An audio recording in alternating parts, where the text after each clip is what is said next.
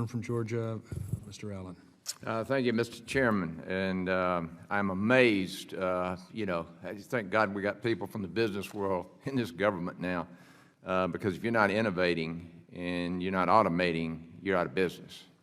And this government for too long has ignored the amazing technology that is available today to do the very things that we're talking about doing and actually do a much better job. I've seen it in the business world, and it's time for the government to wake up, and the taxpayers would appreciate it too.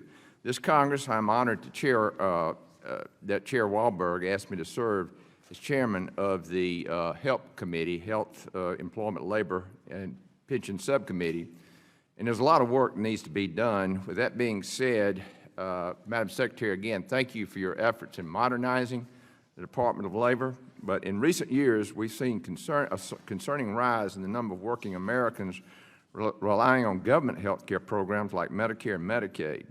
One of my top priorities, and Chairman Walberg had brought this up as well, is to expand access to affordable private health coverage for small business, self-employed individuals.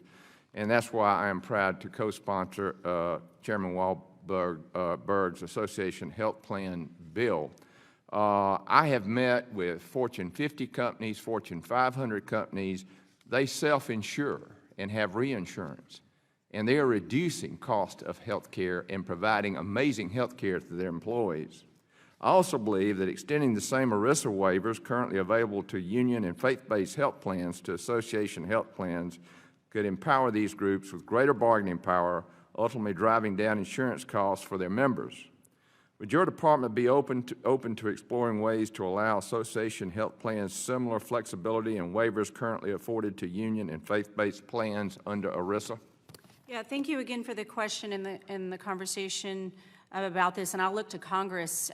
Again, from the Department of Labor's perspective, it is my responsibility and my job to work with Congress on these technical issues and assist you in understanding that. But it is the goal of this administration to lower health care costs, to understand that we want to offer the best programs and the best plans for our American workers. So yes, I'm committed to working with you and your office on this piece of legislation. Thank you. One of my biggest priorities as subcommittee chair is ensuring that Americans' hard-earned retirement savings should never be jeopardized by politically motivated mismanagement. The Biden-Harris administration revoked the protective Trump administration rules that prohibited investing retirement plan assets and voting proxies held by plans for the purpose of impacting and advancing woke policies at the expense of participant retirement savings.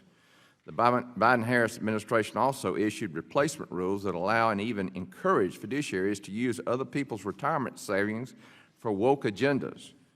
Can you explain the importance of ensuring investment fiduciaries invest exclusively for the purpose of providing benefits and defraying reasonable expenses under retirement plans?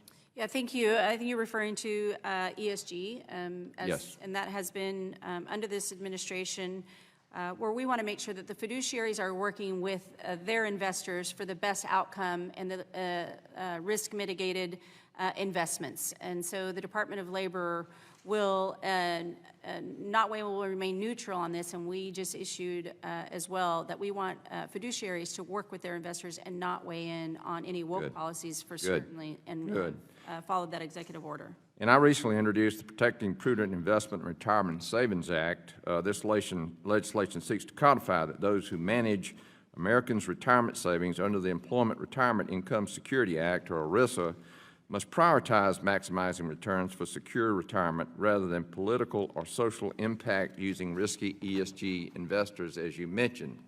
The Biden-Harris administration, congressional Democrats, and states, including California, have consistently demonstrated their hostility to independent contractors who choose to earn income through apps like Uber, Lyft, and DoorDash. What kinds of policies do you support to assist workers who want to earn a living or some extra money by working as independent contractors? Yeah, thank you. It is one of the industries that has expanded very rapidly, the gig economy, the platform economy. This administration recognizes how important it is for workers to have that flexibility to build the businesses for themselves.